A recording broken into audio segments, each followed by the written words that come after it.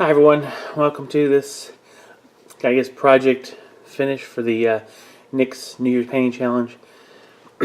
um, it's coming, the video itself is coming out a little bit late, but I finished these the last full week of February.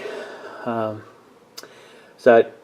I'll just get into it because there's a story for each one. I'm going to start with the dragon though, because that was an experiment for mine, and I really did want it to do well, but I'm really not very satisfied with it. Yep.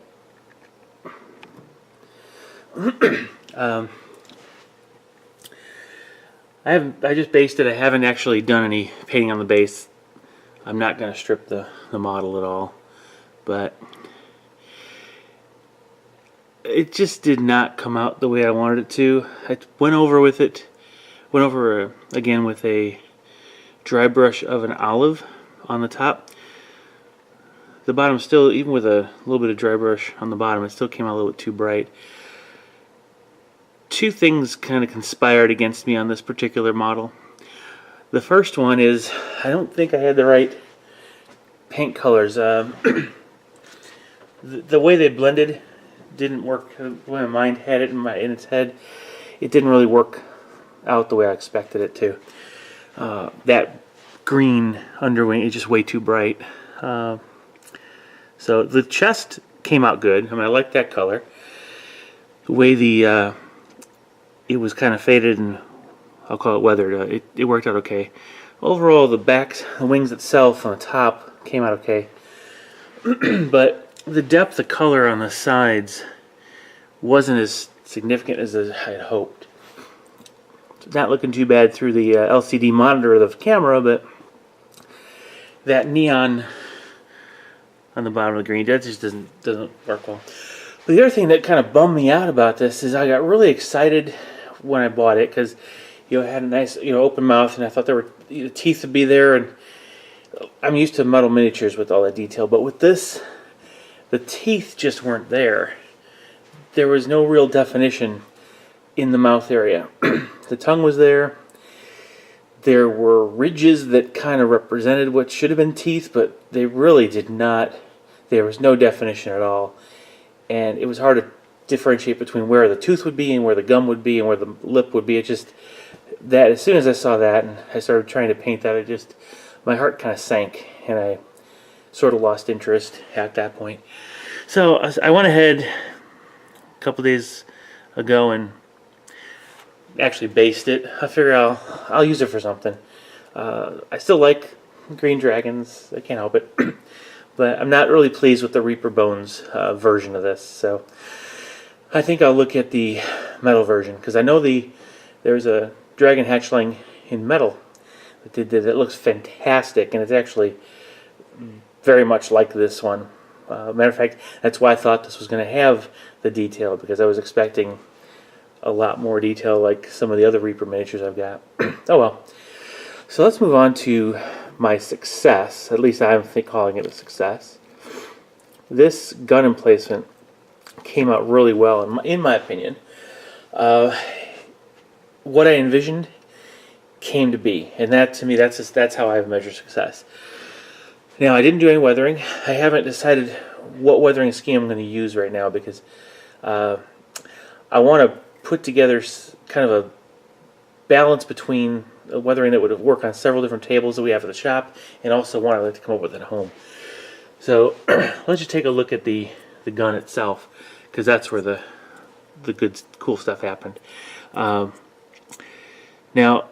as far as the details, the only thing really that I had to do on the actual turret mount were the optics.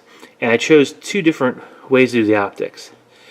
The inside one, I used more of a bronze color to represent some of the optics lenses you see that have that orange, almost metallic orange look to it. And then the outer lens is more of a clear glass kind of lens. What I did is I based it with a silver, and then did a very light wash of a light blue underneath, basically on the lower curved portion of a crescent of it, See how that comes in. If that's, can I get it to focus well? No, probably not. Let me try that again. Let me try to see if I can enlarge that here. Okay, so there you can see I tried to blend a little bit of a blue wash in almost a crescent arc along the bottom, just to give it that illusion of, the clear glass reflecting some of the blue of the sky up. So that worked out pretty well. So looking at this, okay, in the rivets areas, there are more bolts. I put some Nuln Oil there. And you've seen the work on the copper, I'll call them capacitors for lack of a better term, but my favorite is the dials. They came out really, really well. What I had in my mind. So the white background with the red and yellow danger areas and a little gauge needle painted in there. Both sides have it. None of them look like they're overloading though, so the gun is pretty well done. So now that I've got that gun done, I think I'm pretty much set for one more emplacement. Now I've got an anti-aircraft emplacement finally. The Icarus las cannon. Hopefully I think one of them is Skyfire. I don't think you have to have the quad cannon to do it, or the dual cannon. But I was really pleased, and I actually kind of hope I get another one of those in my in a dust kit somewhere, because I really like the look of that particular gun. So, Nick, thanks for kind of staging this little challenge for the first part of the year. It's kind of the kick I needed to finish this gun, and gave me a chance to practice and try a couple techniques with the Dragon. Even if it didn't work out, it was still fun. Let's see what happens with the Terrain Square corner competition. We'll see if that comes to be. I'm not sure if I'll do anything with that, but with this done, my plate's clear, and we'll see what happens. Alright, hope you enjoyed this. Hope you got an idea of how you could incorporate other models from other game systems to represent something within the 40K universe. And with that, please share, like, and subscribe, and I'll see you in the next video. Alright, bye-bye.